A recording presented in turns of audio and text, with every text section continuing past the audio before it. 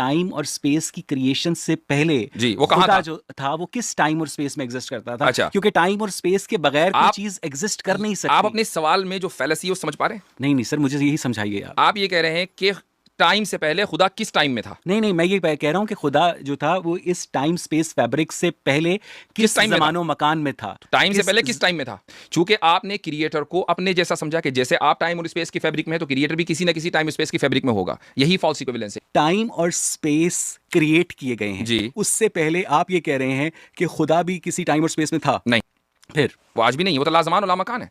यानी वो नहीं है? वो लाजमान और ये लामकान है। खसूसियात ना होने की होती हैं सर। ये लाजमान और लामकान है। जी नहीं, ये इसीलिए मैं कह रहा हूं कि जो खुसूसियात न होने की होती हैं ये मादी चीज के न होने की खुसूसियात होती हैं। हम खुदा को मादी ही नहीं मानते। अच्छा, वो मादी नहीं है? बिल्कुल नहीं है। अगर वो मादी होता तो वो किसी ना किसी जमानो मकान में होता। वो मादे का क्रिएटर है। क्योंकि अगर वो मादी होगा, मैं आपको बताता हूं क्यों नहीं है। अगर वो मादी होगा तो उसका भी कोई ना कोई क्रिएटर होगा, और अगर उसका भी वो भी मादी होगा और उसका भी कोई ना कोई क्रिएटर होगा। इसी को आप कहते हैं इन्फिनिट रिग्रेस। तो क्या आप इन्फिनिट रिग्रेस को फैलेसी नहीं मानते? आप किसी भी चीज को जांचते और नापते हैं मादे के जरिए। गैर मादी वजूद के आप कायल नहीं है। नहीं है ना? आप कैसे हुए? आप गैर मादी वजूद के कायल हैं? नहीं हूं ना सर। नहीं है ना? आप कैसे हुए? आपके अंदर शऊर नहीं है सर। तो जो शऊर है वो मादे का मजहर है। Consciousness is the reflection of आप ये कह रहे हैं कि शऊर और ब्रेन दोनों एक चीज है? फिजिकल नहीं, एक चीज नहीं है। ओके, क्या है वो? ब्रेन शऊर क्या चीज है? एक फिजिकल चीज है, और ब्रेन के अंदर जो इलेक्ट्रिकल एक्टिविटी है, जो उसकी मैनिफेस्टेशन है, वो कॉन्शियसनेस है। ठीक है। क्या जो शऊर है जी, वो दिमाग के बाहर एग्जिस्ट करता है?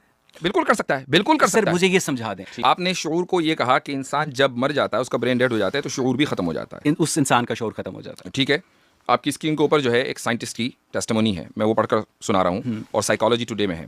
According to the decades long research of doctor Peter Fenwick, a highly regarded neuropsychiatrist who has been studying the human brain, consciousness, and the phenomena of near-death experience (NDE) for 50 years. Consciousness persists after death.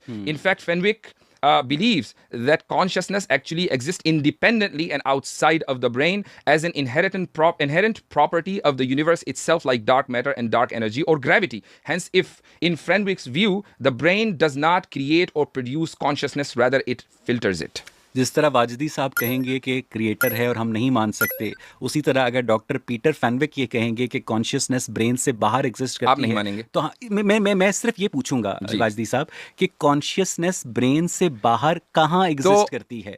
उसका कहाँ का फिर सवाल वही आएगा, जैसे कि मैं बताऊंगा कि कहाँ एग्जिस्ट करती है, तो मैं फौरन कह रहा हूँ कि शऊर मादी है, जबकि हम शऊर को गैर मादी मानते हैं। यही तो पॉइंट है।